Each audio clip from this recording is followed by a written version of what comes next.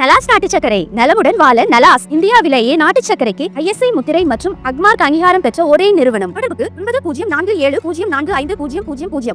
கேரளாவில் காதல் திருமணம் செய்து கொள்ள இருந்த இளம்பெண் தற்கொலை செய்து கொண்ட சம்பவம் பெரும் பரபரப்பை ஏற்படுத்தியுள்ளது.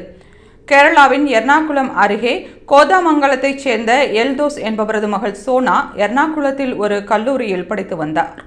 தன்னுடைய படிக்கும் பரவூர் பகுதியைச் சேர்ந்த முகமது ரமீஸ் என்பவரை காதலித்தார். திருமணம் செய்ய முடிவு செய்த நிலையில் ஆகஸ்ட் 10ஆம் தேதி சோனா தனது வீட்டில் தூக்கிட்டு தற்கொலை செய்து கொண்டார். இது குறித்து போலீசார் நடத்திய விசாரணையில் சோனா எழுதி வைத்த கடிதம் கிடைத்தது.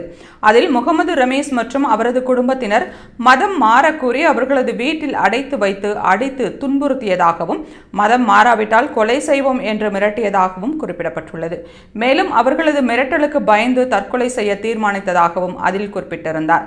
முதலில் மர்ம மரணம் என்றே வழக்கு பதிவு செய்த போலீசார் பெண்ணின் குடும்பத்தார் வைத்த குற்றச்சாட்டின் அடிப்படையிலேயே விசாரணையை துரிதப்படுத்தினர்.